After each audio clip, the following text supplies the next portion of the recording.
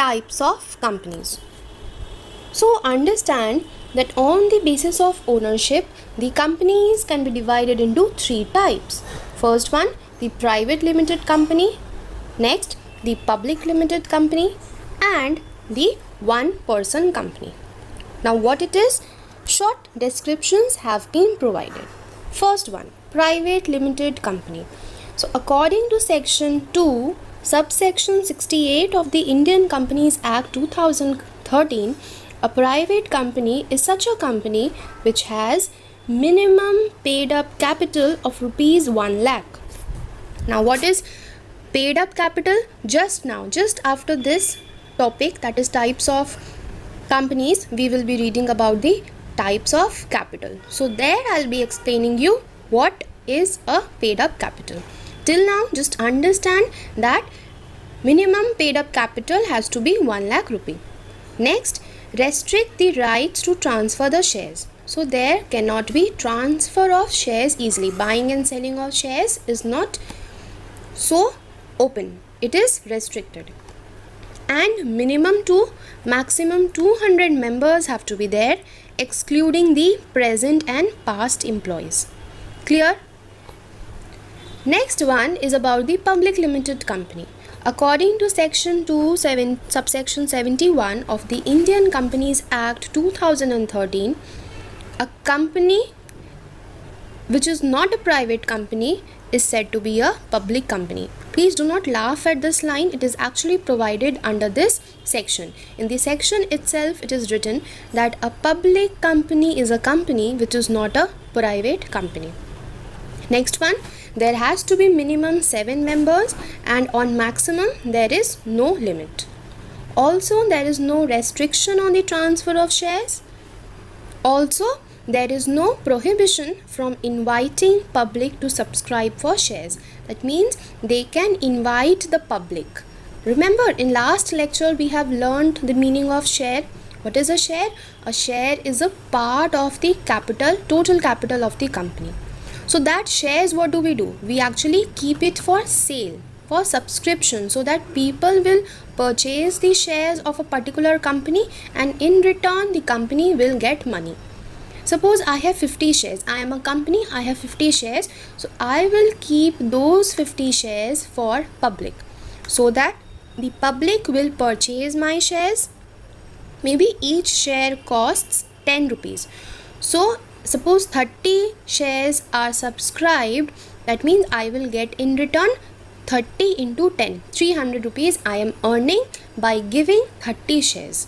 And the people who have purchased my shares, they actually become the shareholder of my company. Clear?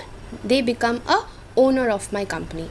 Remember, yesterday or the last class we discussed that the shares actually determine the ownership or the membership in the company, isn't it? Okay. So that was about the public company. Coming down to one person company. Now one person company is a very new concept that has been brought up.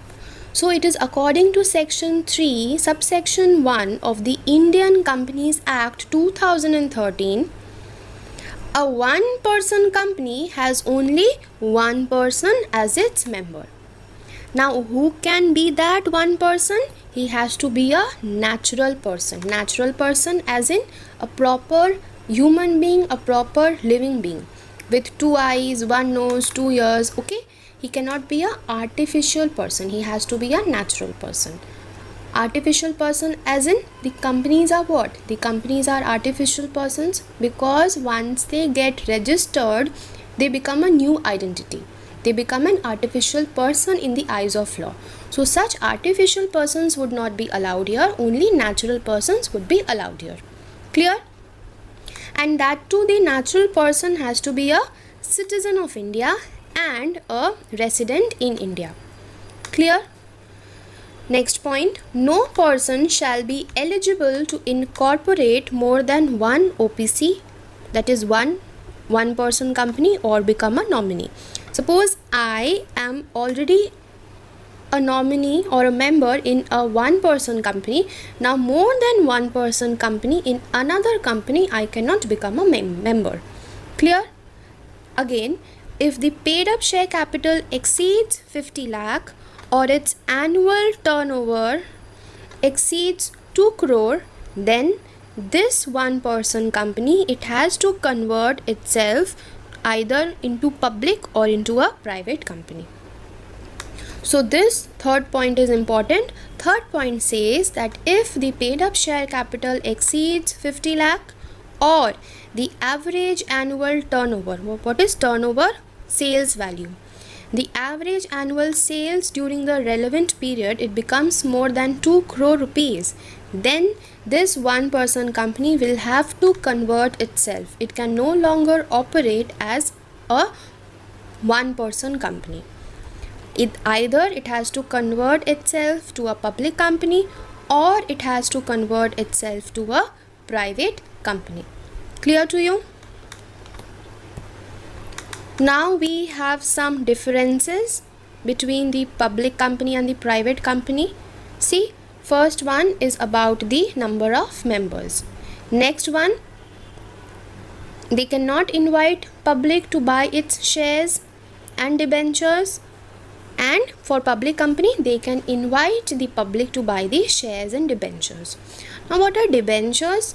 See, when I offer my shares to the public for purchasing it, actually by purchasing the shares, the person becomes a owner of the company.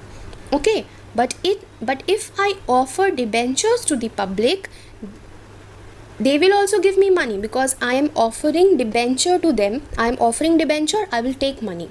But that money I will not keep permanently. I will use it and I will return it after some time. That means those who purchase my debentures, they become the debenture holders of my company.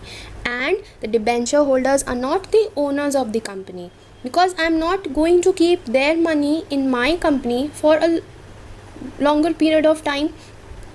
I take that money as a loan. I take that money as a credit from them. Okay, I take it as a loan and I repay them back. Okay, it's not for investment on a permanent basis. It's just that I take money from them as a loan.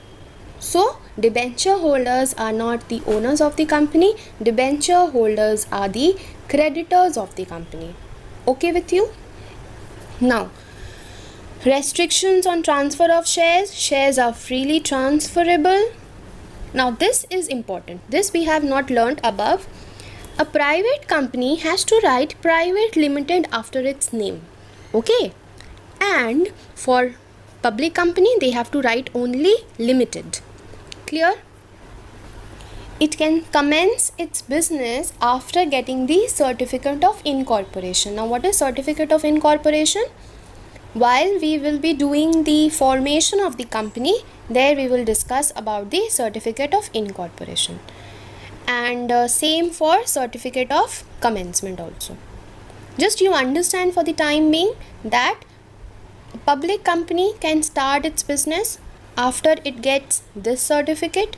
A private company can start its business after it gets this certificate. Clear?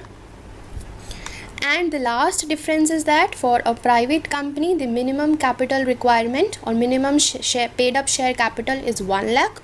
For a public company, the minimum paid up share capital has to be 5 lakhs. Okay?